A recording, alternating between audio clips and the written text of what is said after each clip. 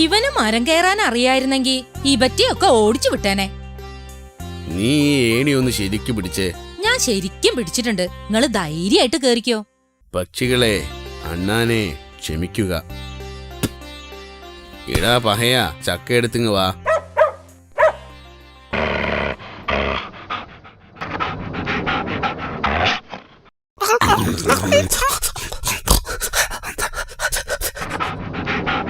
അതിവിടെ വെച്ചോ.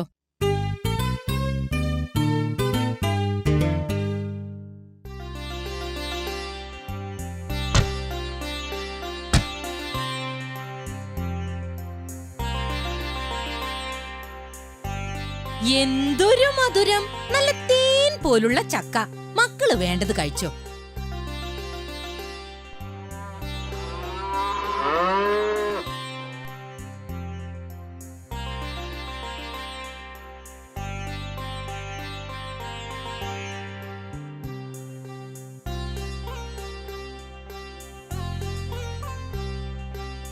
ചുമ്മാ ഇരുന്ന് കൊതുകിനെയും തേളിനെയും പാമ്പുകളെയും പറ്റി ചിന്തിക്കാതെ വീടും പറമ്പും നോക്കണം. അവയുടെ കാര്യമൊക്കെ ദൈവം നോക്കിക്കോളും. ദൈവം തമ്പുരാന് സ്തുതി. ഭവതി പറ. നിങ്ങളൊരു കാര്യം കണ്ടോ? എന്ത്? വീടിന് പുറത്തെ ചുമരിനോട് ചേർന്ന് ചോണനുറുമ്പുകൾ കുഴി കുഴിച്ച് പാർത്തു തുടങ്ങിയപ്പോ ഞാൻ തീ വെച്ച് നശിപ്പിക്കാൻ തുടങ്ങിയില്ലേ, അപ്പൊ എന്നെ വിലക്കിയ ആളാ. ആ ഉറുമ്പുകളെല്ലാം ഇപ്പൊ വീടിനുള്ളിലാ താമസം. വീടിന്റെ മോന്തായ മുഴുവൻ ചിതല് തിന്ന് തീർത്തു. ഉറുമ്പിനെയും ചിതലിനെയും കൊല്ലണം. ഹിംസ എനിക്ക് വയ്യ. നമ്മെ ഉപദ്രവിക്കുന്നവരെ നമ്മളും ഉപദ്രവിക്കണം. അത് വേണ്ട. ദൈവം തമ്പുരാൻ എന്തു പറയും? സ്നേഹത്തോടെ പെരുമാറുക. ഓ, എനിക്ക് ഈ പ്രപഞ്ചങ്ങളെയെല്ലാം സ്നേഹത്തോടെ ആലിംഗനം ചെയ്യാൻ തോന്നുന്നുണ്ട്. ഞാനും മക്കളും മറ്റുമാണ് പ്രപഞ്ചമെന്ന് വിചാരിച്ചാ മതി. മുഷിയരുത്. അത്രയ്ക്ക് ചെറുതാവാൻ വയ്യ. എന്നാലേ അങ്ങ് വലുതായിക്കോ. വലിയ മുട്ടൻ. ഞാനിങ്ങ് പോണു.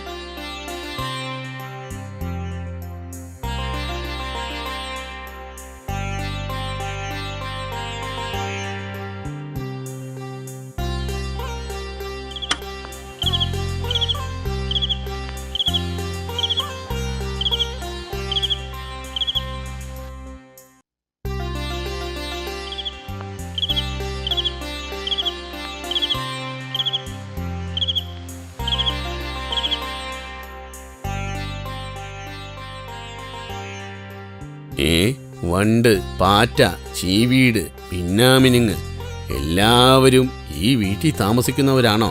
ദൈവം തമ്പുരാനെ, മൂട്ട സ്ഥിരമായിട്ടുണ്ട്. ഇഷ്ടം പോലെ കൊതുകുകളും. എന്ത് ചെയ്യാനാ? എല്ലാം ദൈവം തമ്പുരാന്റെ സൃഷ്ടി.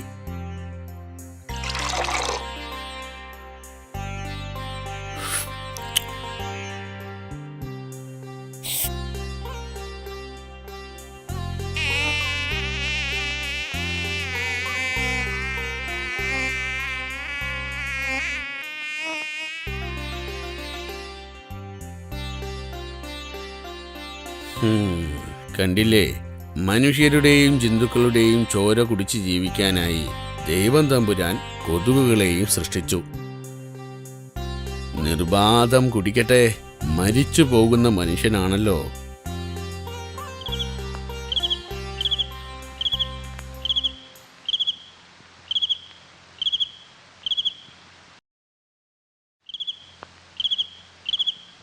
ഈ പുരാതനമായ വീട് ആരുണ്ടാക്കി? ഇവിടെ നിന്ന് എത്ര സ്ത്രീ പുരുഷന്മാർ മരിച്ചിട്ടുണ്ടാവും?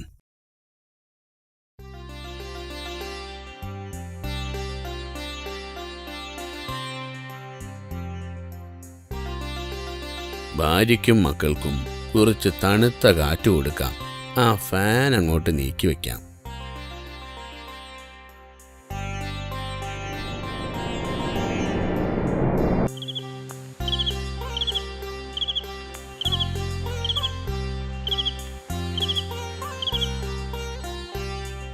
കോഴികളെ പിടിക്കാൻ വരുന്ന കുറുക്കന്മാരെയോ പനമരുവിനെയും കാണുന്നില്ലല്ലോ. നായയുടെ കുരയും കേൾക്കുന്നില്ല. വെളിയിൽ ഇരുട്ടാണല്ലോ. പരിപൂർണ നിശബ്ദത. ദൈവം തമ്പുരാനെ, ഒരു ചെറിയ മരണമാണല്ലോ ഉറക്കം.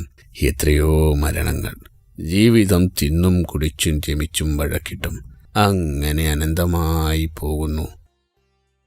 കുണ്ടും കുഴികളും കുന്നുകളും നിറഞ്ഞ പാഴ്സ്ഥലങ്ങൾ. വൃക്ഷങ്ങളില്ല, പക്ഷിമൃഗാദികളില്ല. നിശബ്ദത നിറഞ്ഞ മഹാശൂന്യത. എങ്ങും കറുത്ത ആകാശം, മിന്നിത്തെളിയുന്ന നക്ഷത്രകോടികൾ. ചന്ദ്രഗോളത്തെ ദൈവം തമ്പുരാൻ എന്തിനു സൃഷ്ടിച്ചു? അല്ലെങ്കിൽ ഈ പ്രപഞ്ചങ്ങളെ തന്നെ എന്തിന്?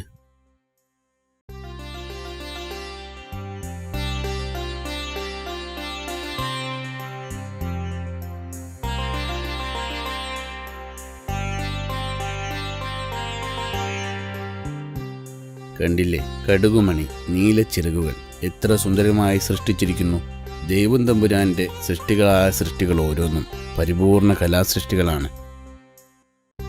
ഫാൻ മനുഷ്യന്റെ ഒരു കലാസൃഷ്ടി. ഇത് വലിയൊരു അനുഗ്രഹമാണെന്ന് പറയാം. ഇലക്ട്രിക് വിളക്കുകളും അതുപോലെ തന്നെ. റേഡിയോയും ഉച്ചഭാഷിണിയും രണ്ടും പലപ്പോഴും ഒരു അനുഗ്രഹമില്ല. ടെലിവിഷനോ മനുഷ്യ സൃഷ്ടിയാണല്ലോ. ഇതിനൊക്കെ ഗുണവും ദോഷവും കാണും.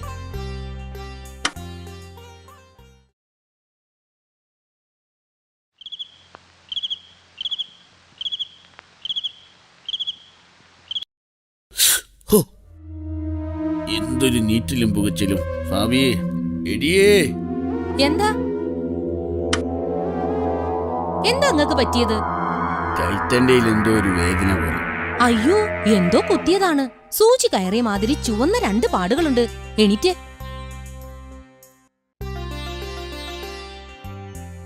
ദൈവമേ, ഒരു വലിയ പഴുതാര. വാതില് തുറന്ന് അതിനെ ചിക്കി പുറത്തേക്ക് കളയൂ.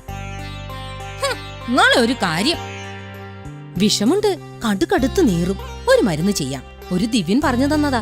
പാമ്പിന്റെയും പഴുതാരയുടെയും തേളിന്റെയും വിഷത്തിന് ആടലോടകം ചെറുതിന്റെയോ വലുതിന്റെയോ 2 ഇലയും കൂമ്പുമായി തളിര് 3 നുള്ളിയെടുത്ത് ഇലകൾ വിടർത്തി ഓരോ കല്ലുപ്പ് വെച്ച് ചവച്ചിറക്കണം. വരൂ, നമുക്ക് പോയി നുള്ളിയെടുക്കാം. ആ ടോർച്ചിങ്ങെടുത്തോ.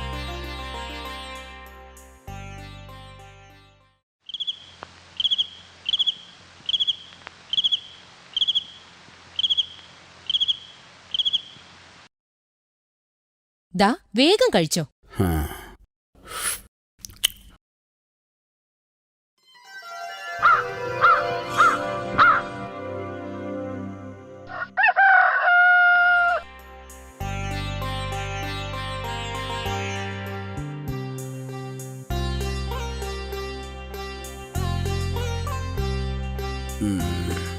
ആ വേദന ശമിച്ചു. മരുന്ന് ഏറ്റിരിക്കുന്നു. ദൈവം തമ്പുരാന് സ്തുതി.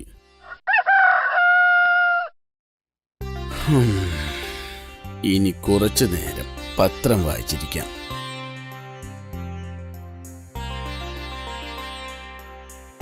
നിങ്ങളിത് കണ്ടോ?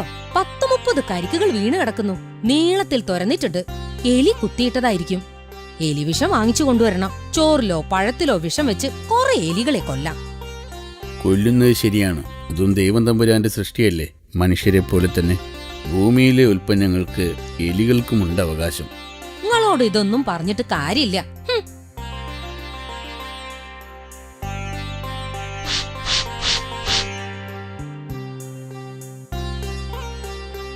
ഞാൻ രാവിലെ തന്നെ പിന്നാമ്പുറത്തെ തൊടിയിലൊക്കെ ഒന്ന് പോയി നോക്കി. ഇന്നും വീണ് കിടക്കുന്നു ഒരുപാട് കരിക്കുകൾ. എന്റെ പടച്ചോനെ, ഇങ്ങനെ പോയാൽ എന്ത് ചെയ്യും? നിങ്ങൾ എന്താ ഒന്നും മിണ്ടാത്തേ? ഞാനിതെല്ലാം കാണുന്നുണ്ട്. എന്നിട്ട് ഇങ്ങക്കെന്താ ഒന്നും തോന്നാത്തേ? ഇങ്ങനെ കുത്തിയിരുന്ന് എഴുതിയാ മതിയല്ലോ. ഈ പൊരയിലൊക്കെ ഒന്ന് മുഴുവനായി കയറി നോക്കണം. അതെന്തിനാ? 200 എട്ടുകാലി, 50 പാറ്റ, 30 ചീവീട്, 5 തേൾ, 4 പഴുതാര, 7 വണ്ട്, 2000 എറുമ്പുകൾ, 500 ചിതലുകൾ. അതിനെയൊക്കെ കശ്മലേ, നീ എന്ത് ചെയ്തു?